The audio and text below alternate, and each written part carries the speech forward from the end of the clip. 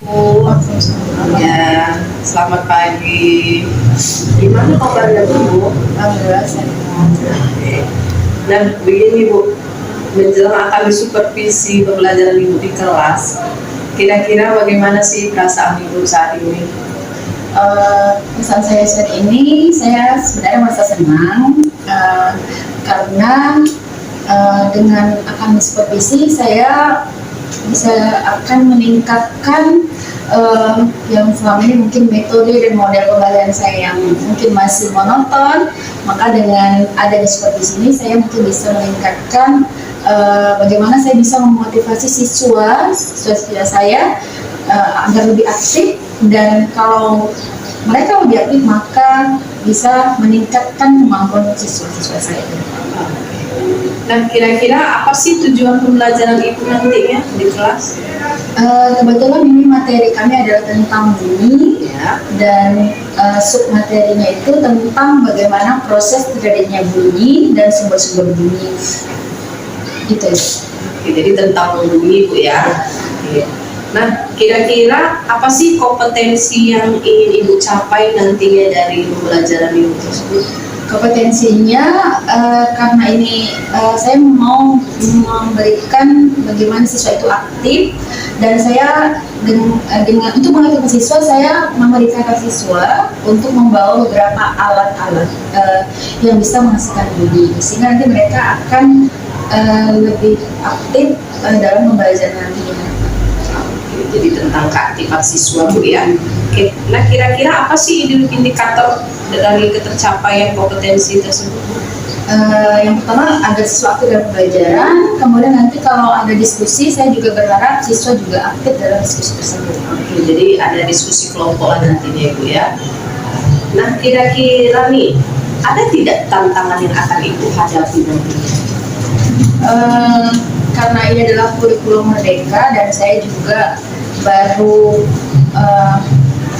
bukan baru tahu, cuma belum pernah juga melakukannya, dan ini mungkin awal mula saya untuk belajar untuk mendapatkan kurikulum merdeka. Maka tantangan pertama saya adalah bagaimana saya bisa mengaktifkan siswa saya dalam pembelajaran. Kemudian tantangan kedua mungkin selama ini karena saya masih menggunakan metode yang lama, yaitu saya sebagai sentra pembelajaran, maka jika saya mengaktifkan siswa, saya sering merasa ada beberapa siswa yang dia tidak aktif tapi dia malah menimbulkan keributan di dalam kelas. Jadi bagaimana ini yang menjadi tantangan saya.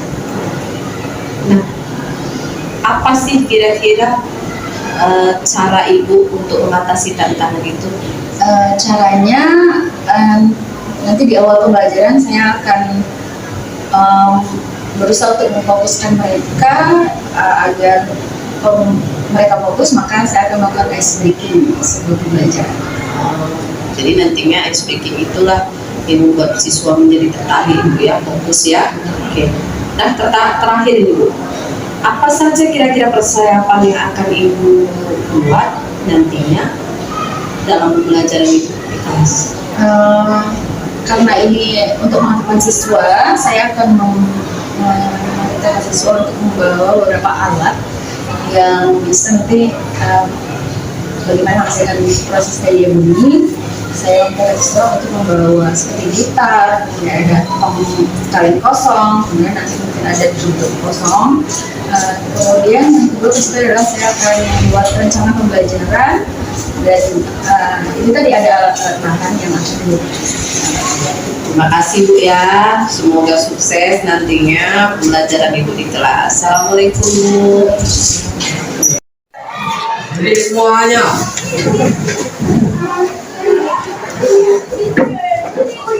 bisa makan guru.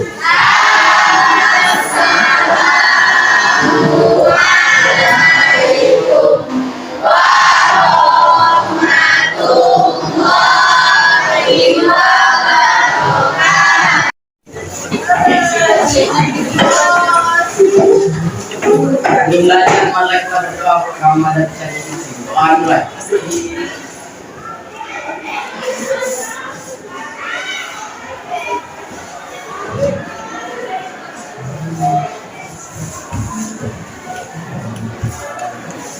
Baru saya.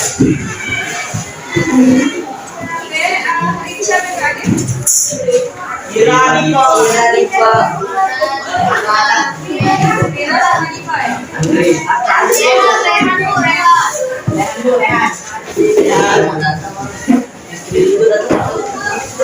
Andrea apa nih? Tommy. Iya.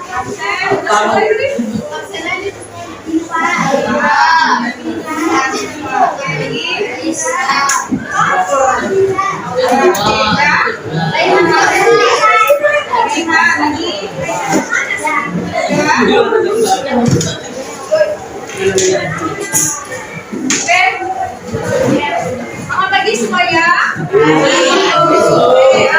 Sebelum kita mulai, kita buat ya pertemanan di awal di bulan puasa kita tetap semangat. Masih ingat? Iya. Oke ya.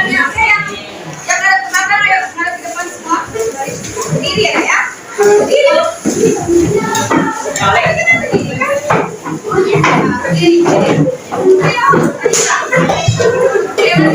Kita buat gila supaya lebih semangat walaupun ini bulan puasa. Oke? Kita mulai ya. Masih ingat ya? Nanti kalau saya bilang satu, apa? Satu, jawabannya apa? Yes. Oke? Kita mulai. 1, 2, 3. Tepuk 1. Tepuk 2. Tepuk 3. Tepuk 4. Tepuk 5. Sekali lagi ya. 1, 2, 3. Tepuk 1. Tepuk 2. Tepuk 3. Tepuk 4. Tepuk 5. Oke, sesuai dengan diagramnya kalian sudah siap belajar. Oke, sekarang mulai dulu. Ya Rehan, sudah siap belajar ya? Oke. Hari ini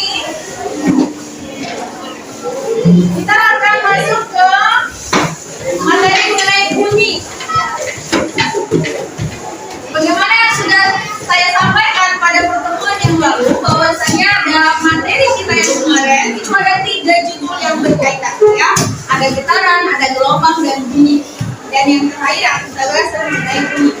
Kemudian kenapa ketiga materi ini digabungkan? Kemarin saya jelaskan ya waktu pertemuan yang lalu. Ada yang bisa memahami atau bisa menjelaskan bagaimana hubungannya bunyi dengan getaran atau bunyi dengan gelombang? Itu ya.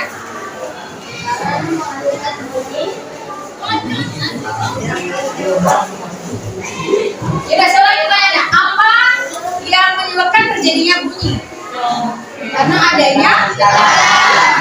Berarti mengapa bunyi bisa terjadi? Maka di sini bisa dituliskan bunyi terjadi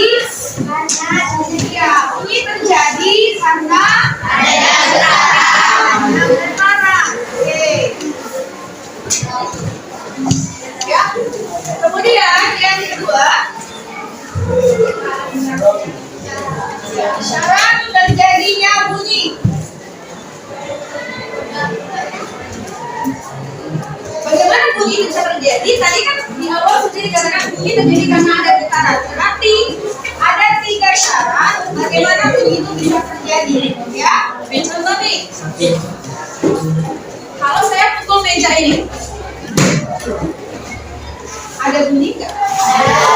Kenapa bunyi ada? Karena pada saat saya pukul meja ini ada bunyi karena ada getaran dari benda yang saya pukul. Berarti ada apa ya?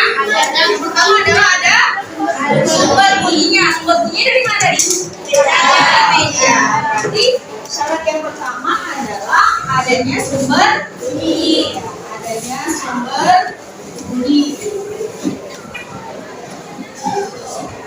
Kemudian yang kedua apa? Ya, adanya medium perambatan. Jadi kalau pada saat saya pukul meja ini, mediumnya di sini apa? Udara. Udara. Apa contohnya? Kenapa harus ada udara? Yuk. Contohnya apa? Apa kalau tidak ada udara kenapa? Contohnya di mana kemarin? Di Icul. Ya, Icul coba. Kalau dimulai kenapa Icul? Jadi kalau di bulan karena tidak ada udara maka bunyi tidak dapat terdengar. Jadi salah satu syaratnya adalah adanya medium. Medium itu diartikan juga sebagai apa?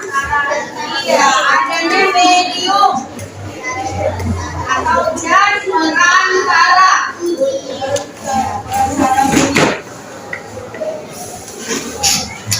Yang ketiga,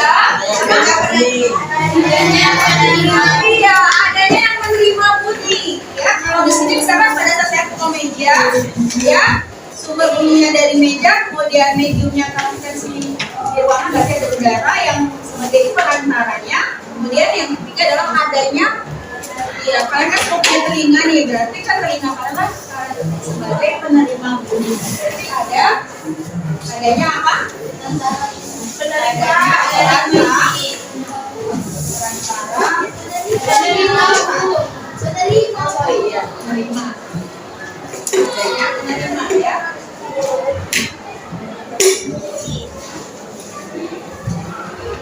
Oke, kemarin saya ada suruh kalian membawa alat-alat yang bisa kiranya menghasilkan bunyi, ya.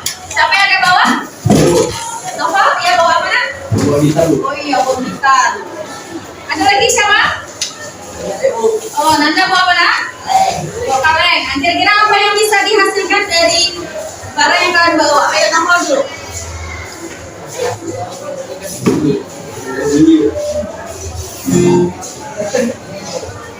Saya sudah tanya siapa yang bawa alat yang bisa menghasilkan bunyi. Kebetulan si Nova bawa gitar ya. Kita sudah praktekkan dulu bagaimana bunyi itu bisa dihasilkan dari gitar yang dia bawa. Oke, coba.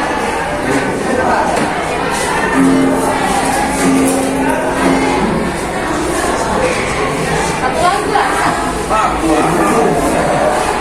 Oke. Ya, sekarang coba sedikit ya tadi. Apa sudah mengerti kita? Sekarang kita tanya yang mana dulu. Kira-kira bagaimana proses terjadinya bunyi pada sebuah gitar ya?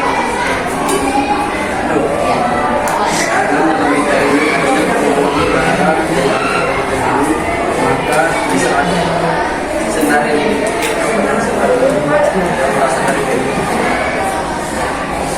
Jelaskan lagi, jelaskan sih.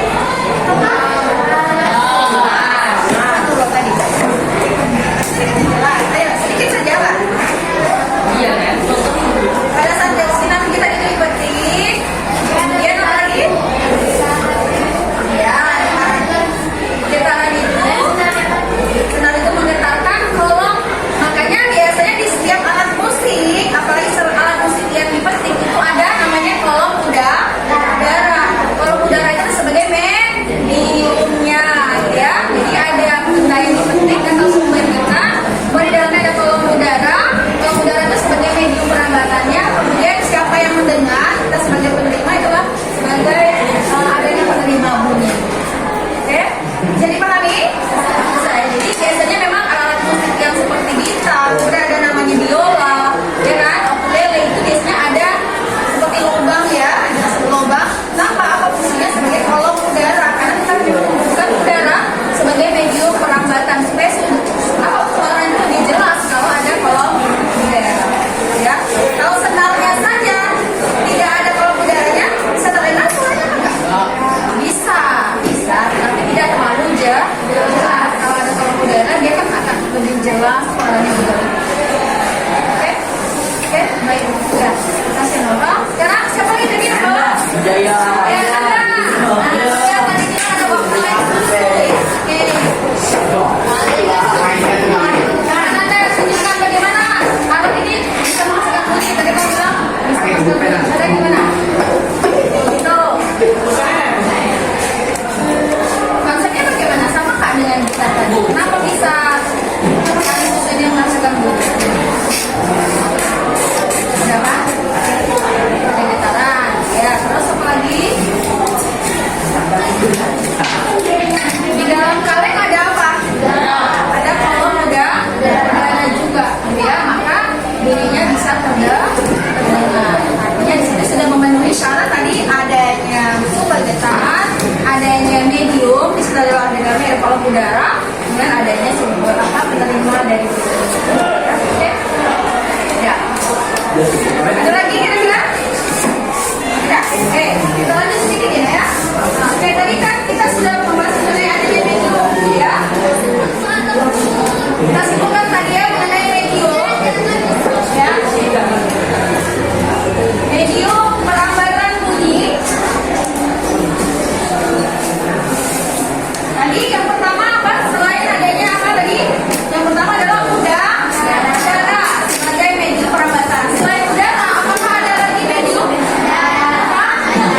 Yang cair, ya, yang cair.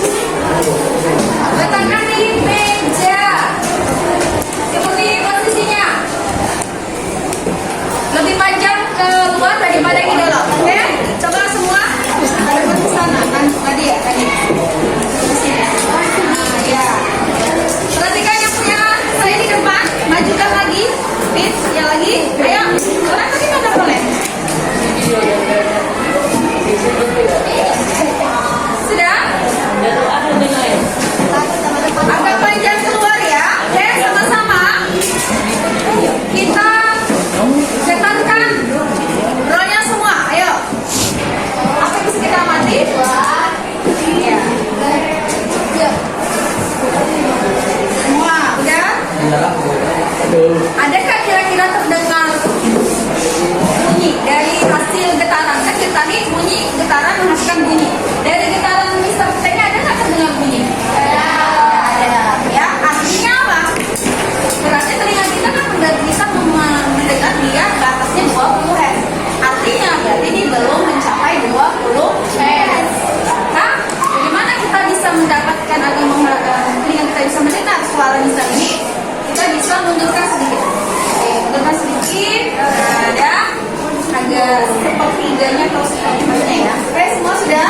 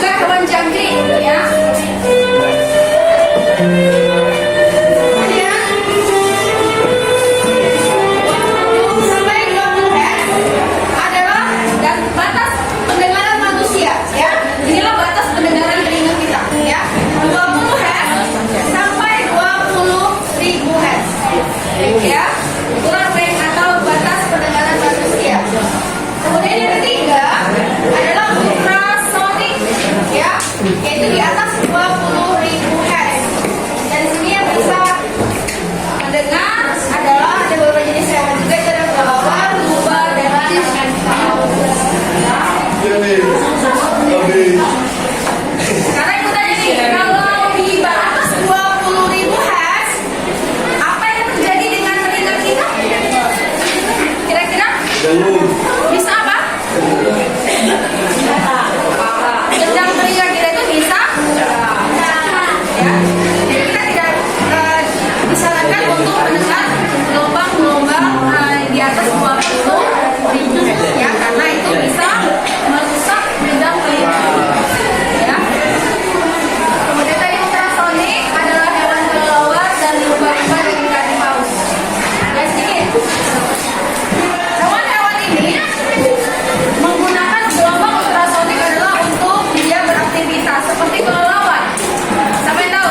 Kelelawar itu hidupnya di mana? Gua. Dan kalau dalam gua itu ada lampunya nggak? Mau siang maupun malam dia gelap. Berarti apa kegunaan gelombang ultrasonik oleh kelelawar?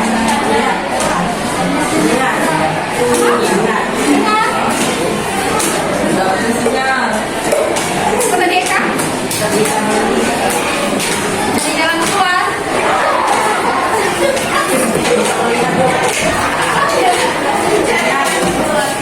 Bisa melihat. Tapi di gua nggak ada cahaya, nggak bisa melihat. Saya satu jawaban si Ninja tadi ya. Di dalam gua kan tidak ada cahaya, sehingga kelelawar itu tidak bisa melihat di dalam gelap, otomatis tidak akan bisa melihat mata kita dalam gelap. Maka Tuhan menciptakan kelelawar itu dengan keistimewaannya apa?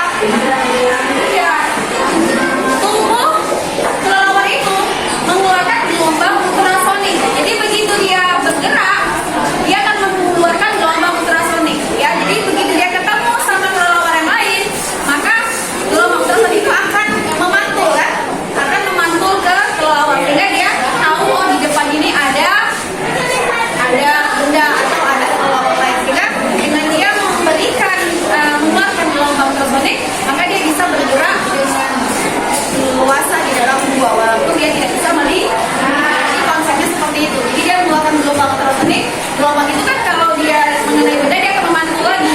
Sehingga dia tahu oh ini ada benda di depan.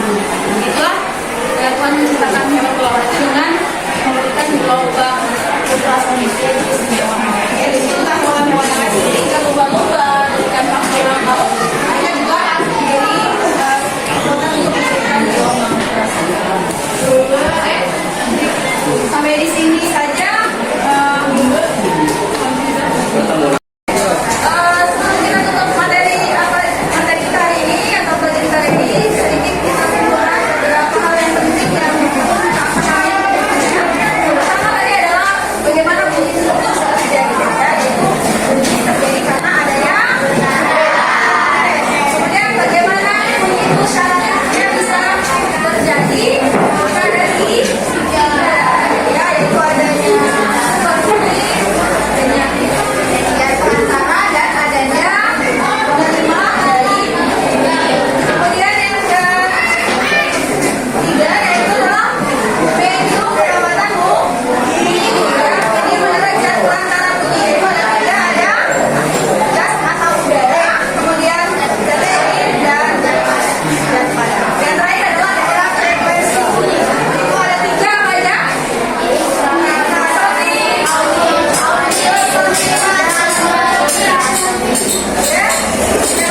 Pelajaran kita hari ini sampai jumpa minggu depan. Assalamualaikum warahmatullahi wabarakatuh. Assalamualaikum Ibu.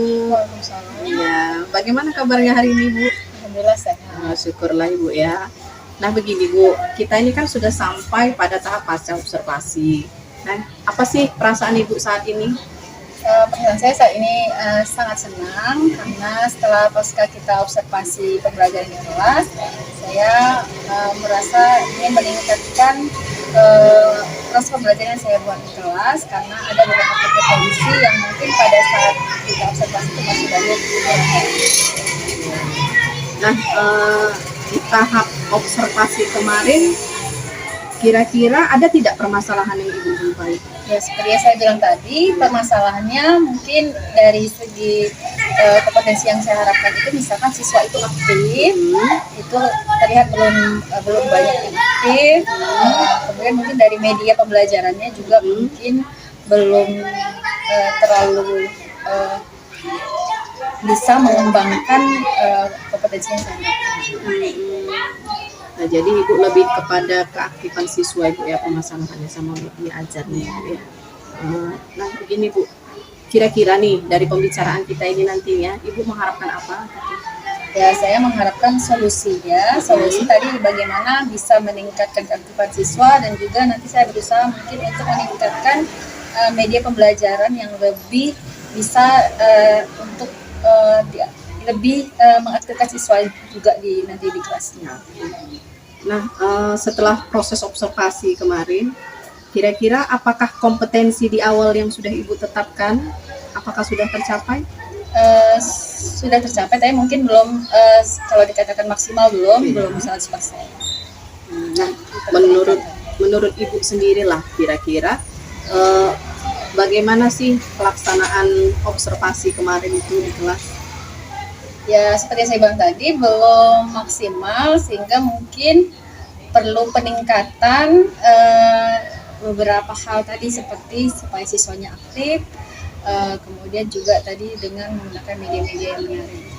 Jadi belum begitu maksimal lah Ibu ya. Oke. Nah, idealnya pembelajaran itu seperti apa Bu? Ya, kalau idealnya ya tadi seperti kompetensi tadi yang diharapkan, siswa aktif, kemudian medianya juga bisa diterapkan kepada anak-anak, sehingga anak mungkin lebih tertarik dengan materi yang saya ajarkan dengan media yang menarik. Jadi tetap kepada media dan keaktifan siswa Ibu ya. Nah begini Bu, kira-kira nih kalau dari skala 0 sampai 100 gitu, kira-kira proses observasi kemarin Ibu sudah berada di angka berapa?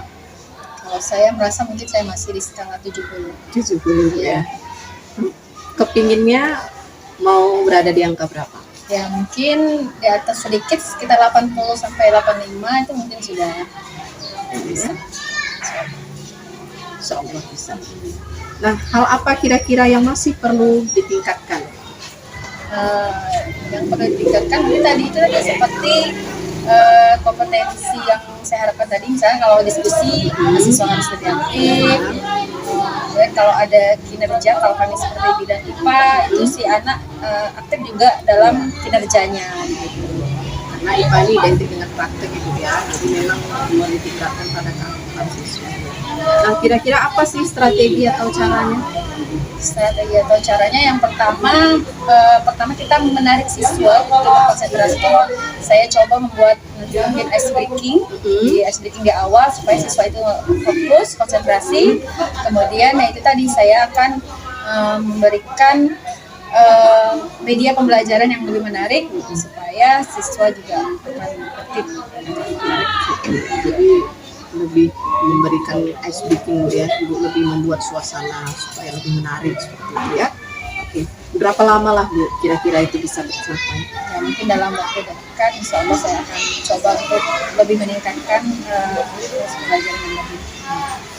Nah, ini terakhir Ibu, apakah harapan yang sebelumnya Ibu inginkan dari percakapan kita ini sudah tercapai? Seperti yang saya bilang tadi juga, solusi yang saya harapkan mungkin mudah-mudahan bisa nanti untuk meningkatkan ke depannya. Jadi sudah tercapai lah Ibu ya. Nah, saya pun berharap bisa mendengar kabar lagi Bu ya tentang peningkatan ini gitu, pembelajaran di kelas seperti itu. Jadi saya tunggu Ibu ya kabar selanjutnya. Mudah-mudahan Ibu memang bisa menerapkannya supaya pembelajaran lebih baik lagi ke depannya. Itu aja Bu, terima kasih Bu ya. Ya, assalamualaikum. Waalaikumsalam.